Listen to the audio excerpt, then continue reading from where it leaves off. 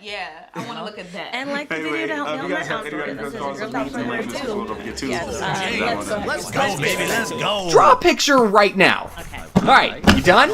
That sucks, right? I spent 2 hours on the face, I couldn't get the hands right, and when I compared my art to this other artist I found online who's younger than me, it makes me want to curb stomp this monstrosity so no one ever has to look at it again. Okay, now, think of a joke. Not one you've already heard before. I want you to think up a brand new, never been done before joke. Okay. You know how cats are like lazy? Maybe we could do a joke about a lazy cat and his owner is like, stop being so lazy. That sucked too!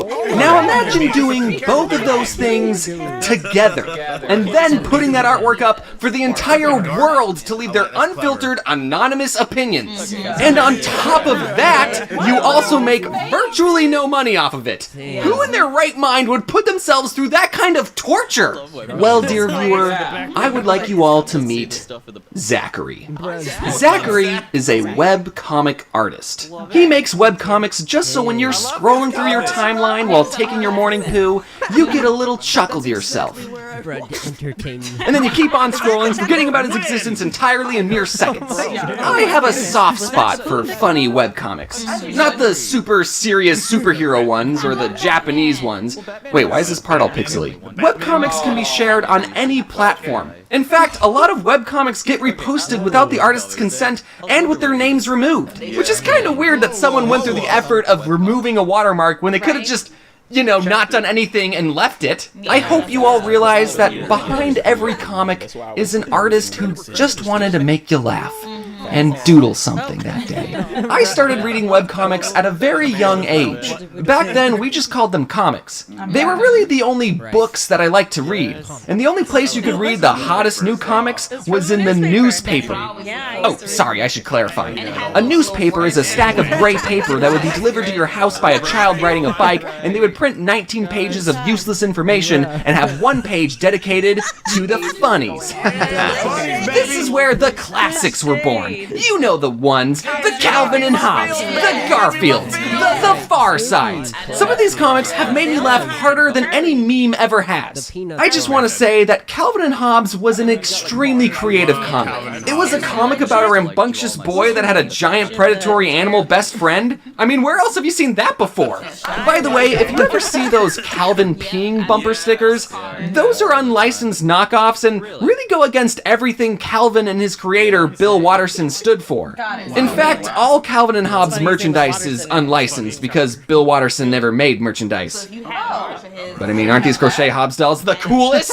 So there was only enough space in the paper for about 20 comics. And last time I counted, there were way more than 20 comic creators. So if you wanted to get your silly little comic in the newspaper, you had some fierce competition. But now, anyone with a computer and enough dedication can create comics that get shared by millions of people. You don't even need a fancy drawing tablet or expensive painting software, or even art skills in general. Webcomics and the internet and memes have been intertwined for decades. Many of your favorite meme formats are just edited webcomics. Now, in most cases, if someone took an artist's work, defaced it, and then re-uploaded it without credit, that'd be a bad thing. But memes are different, I guess. The reason I'm bringing this up is because I want you all to know that these artists have made other comics that are just as funny, and you should support their work and buy their books, and if you're going to make a webcomic edit, please just keep in the watermark. It's literally more work to take it out. You're being an asshole. Some of you original gangsters may remember that I also used to be a webcomic artist. I posted my first webcomic in 2012, which was over 10 years. 10 years? Wow. It's been that long? What the fuck? I'll be honest, my webcomics took a little while to get some traction. Let me explain something. All the comics I would read in the newspaper had distinguished characters with personalities. A lot of times, the punchline of a newspaper comic would only be funny because we knew the characters and their mannerisms. Garfield hates Mondays, so instead of him hating Friday the 13th, he hates Monday the 13th. That's a good one, Garfield. So I try to make a webcomic like that with my own little universe. I'm gonna be a little vulnerable for a minute, Let's talk about my OCs I made when I was a 16-year-old boy. There were 3 main brothers. Jake, who was a self-insert character. One time I dressed up as him for Halloween. Justin, the book-smart straight man. Straight man as in the character archetype, not the sexuality. Although if any of the brothers were gay, Justin would be the gay one. And Kevin, the laid-back older brother who did whatever he wanted because he's the oldest. Those 3 were the main boys. Jake, Justin, and Kevin. The 3 whitest names anyone's ever heard. Now, if you're an up-and-coming comedy webcomic artist, I would suggest to not to do what I did. If you're just trying to make someone laugh, you don't need a whole cast of characters that have intricate relationships. Just tell your joke and leave. Okay. Or don't. It's your art. You can do whatever you want. Eventually, I wanted to rebrand myself. Instead of having distinguished, defined characters, I went with a very basic-looking character design that had absolutely no distinguishing features at all. And I settled on a design that looked like this. I mean, over time, I refined it. I originally posted my comics exclusively to Tumblr. It was just me and this other obscure webcomic about trolls. We were the 2 main ones, really. Now, if you're still an up-and-coming webcomic artist, then you should post your comics to every platform imaginable. I learned the importance of cross-platform promotion the not-so-easy way. One day, I got a Tumblr message from someone asking if they could post my comics to a small, unknown app called iFunny. And I said, sure. Then that guy would periodically send me messages like, dude, we are blowing up. Our comics keep getting featured. And I was like, Our? Then I wake up to messages asking, hey, are you the one posting these to iFunny? And I said, no, but I gave the other guy permission to. You know he's impersonating you and starting beef with other artists, right? What?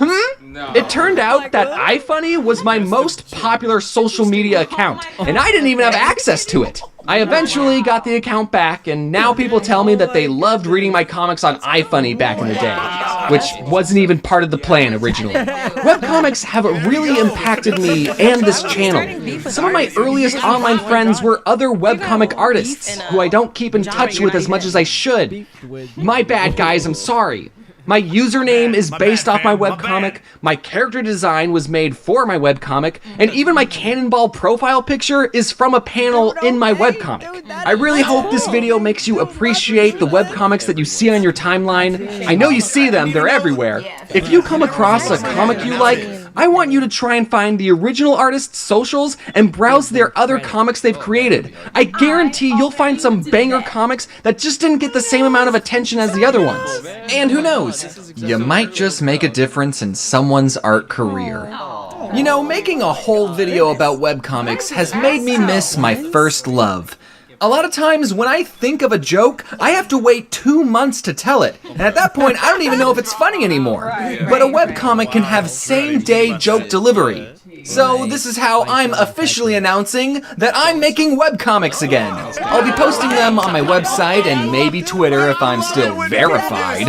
There's already 6 brand new comics. Feel free to make any meme edits of them. I don't care. And every now and again, we've been doing something for X amount of time, and then it's like, okay, let's revisit. I'm not paying for it. LeBron, even LeBron.